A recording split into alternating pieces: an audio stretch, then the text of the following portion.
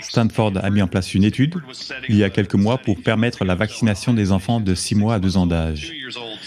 Donc, vous voyez, certains de ces vaccins sont administrés aux enfants et poussés pour les enfants. Aussi, vous allez voir de quoi le professeur Wolfgang peut parler. La transmission de la maladie des vaccinés aux enfants dévaccinés. Dans les rapports, ça a commencé à monter en flèche. Vous pouvez regarder sur cdc.gov. Le pic pour les MIS-C commence en décembre, culmine en janvier et continue d'augmenter. On peut le voir sur cdc.gov, au moment où les vaccins ont commencé à être administrés aux adultes. Donc ce syndrome ne va pas seulement apparaître lorsque vous vaccinez des enfants, ou comme vous l'avez dit, je veux dire, ce ne sont pas des enfants, ce sont des tout petits. Ah oui. Des bébés. Oui. Il y a des enfants en bas âge. Il y a des enfants de 2 ans qui présentent déjà des caillots sanguins quelques heures après que leurs parents aient été vaccinés. Cela a déjà été signalé chez des filles et des jeunes femmes de 2, 4 et 6 ans.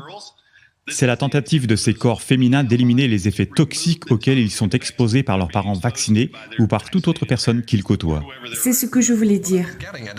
C'est une transmission, c'est sûr. C'est un danger qui vient de l'excrétion des parents vaccinés. Oui, j'appelle ça de la transmission. Vous pouvez l'appeler excrétion, mais quand vous mettez 50 milliards de particules d'ARNM, vous allez obtenir 50 milliards de protéines de pointe. Vous allez obtenir plus que des anticorps et le corps humain va commencer à se débarrasser de ces choses. Vous allez les transmettre soit par la toux, soit par la transpiration, soit par l'urine, soit par le sperme. Vous devez les excréter de votre corps. Ce n'est pas sain, c'est une surabondance de réactions immunitaires. Donc le corps va essayer de se débarrasser de la protéine de pointe. Il va essayer d'éliminer les anticorps et nous savons déjà à quel point ces anticorps sont néfastes. Les anticorps en eux-mêmes ont déjà été prouvés par les injections de Johnson & Johnson et AstraZeneca. Ces anticorps contre l'ADN double brun, qui est l'un de ces vaccins, le transgène, nous savons déjà qu'ils causent le lupus érythémateux systémique, dont j'ai parlé plus tôt. Vous allez voir des maladies auto-immunes venir des vaccins. Elles seront dues à l'excrétion des anticorps et des protéines de pointe par d'autres personnes. C'est une chose horrible. Juste pour que je comprenne, ils savaient avant que tout cela n'arrive, ils savaient que cela allait arriver ? Ah, ils le savaient, c'est dans les documents de la FDA et le logo de la FDA est sur chaque page. Je suis presque sûr que la plupart des Américains, je sais que le reste du monde ne sait rien de tout ça, mais vous savez, quand j'ai décidé que nous devions vous écouter, nous devions entendre ce que vous avez à nous dire, je me suis préparé au pire, mais c'est pire que tout ce à quoi je m'attendais. Nous devons faire sortir tout ça au grand jour, nous devons exposer tout ça. J'ai 5 enfants et je ne voudrais jamais que mon enfant subisse l'un de ces effets secondaires graves, permanents et à vie. Et personne ne devrait jamais pousser quelque chose d'aussi expérimental sur un être humain, jamais. C'est de loin un crime contre l'humanité, mais mon but est d'essayer de préserver autant que possible pour aider chaque enfant, point final. Et vous allez voir que cela va être horrible. Qu'est-ce qui se passe en ce moment? Je ne peux pas le supporter, ça me rend fou. Et je veux juste informer autant de gens que possible de ce que nous savons. Parce que lorsque nous sommes sortis en octobre et que nous avons informé tout le monde de ce document de la FDA, la myocardite était listée comme l'un des effets secondaires connus. Maintenant, ce que vous entendez, c'est que tous les adolescents qui sont maintenant vaccinés, vous entendez des centaines et des milliers de rapports de myocardite et certains de ces athlètes et adolescents meurent au lycée. À l'âge du lycée. Mais la FDA le savait déjà.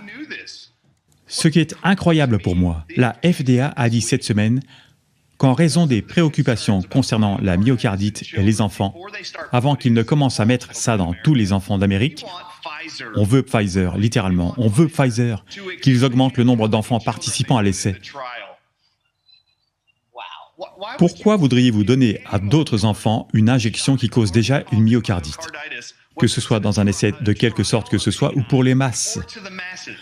Pourquoi voudriez-vous encourager d'autres enfants à risquer leur vie pour une injection expérimentale? Cela n'a aucun sens pour moi, je trouve ça déplorable. C'est très difficile de croire tout cela. Cela aura un effet, j'en suis sûr, parce qu'il est si important de dénoncer ces choses. C'est la chose la plus importante que nous puissions faire en ce moment. Ce sont les poursuites judiciaires, l'éducation des gens, la transparence, la mise en lumière, une lumière vive. C'est juste incroyable d'entendre ça. Mais nous allons faire de notre mieux pour que le plus de gens possible sachent. Merveilleux. Et aussi toutes les femmes enceintes doivent savoir qu'il y a du polyéthylène glycol 2000 et les vaccins Pfizer, Moderna. Il y a du polysorbate 80 dans les vaccins de Johnson & Johnson et AstraZeneca. Il y a de l'oxyde de graphite qui a été déterminé comme étant dans les vaccins de Pfizer. Vous devez juste connaître toutes les femmes enceintes. Si vous êtes enceinte d'un bébé de sexe féminin, il y a 2 trimestres pendant lesquels les ovaires du corps féminin à l'intérieur de votre bébé vont créer tous les œufs qu'il n'aura jamais pour sa propre vie. L'infertilité qui va en résulter ne concerne pas cette génération. Vos bébés vont naître sans pouvoir avoir d'enfants. Donc, vous allez avoir des bébés, ils auront l'air normaux, et quand ils auront 18, 19, 20 ans, ils n'auront pas d'ovules avec lesquels tomber enceinte, parce que les produits chimiques contenus dans cette injection sont connus pour être toxiques pour les ovules en développement dans les ovaires des femmes. Donc, vous allez regarder en arrière et vous dire, vous savez quoi? Cela n'a causé aucun dommage à mon enfant. J'ai reçu les vaccins quand j'étais enceinte de toi, à 10 ans tu vas bien, à 20 ans tu vas bien, et puis tu vas tomber enceinte ou essayer d'avoir des enfants, tu n'en seras jamais capable. C'est une grande tentative pour essayer de stériliser et de fertiliser le monde, il semble. Mais chaque femme enceinte devrait être avertie qu'elle ne devrait jamais prendre ces piqûres. En dehors des fausses couches qui sont signalées dans les jours qui suivent les injections, pensez au bébé qui est à l'intérieur. C'est bizarre. De quoi s'agit-il? Il n'a jamais été question de santé. Il s'agit de génocide, n'est-ce pas? C'est ce qu'il me semble, oui. Un génocide par l'infertilisation et la stérilisation du monde. Et puis bien sûr, il y a eu des tonnes de morts. De plus, il semble qu'il n'y ait aucun respect pour la vie ou l'humanité, pour les individus, et la mise en place de cet agenda dans ces mandats.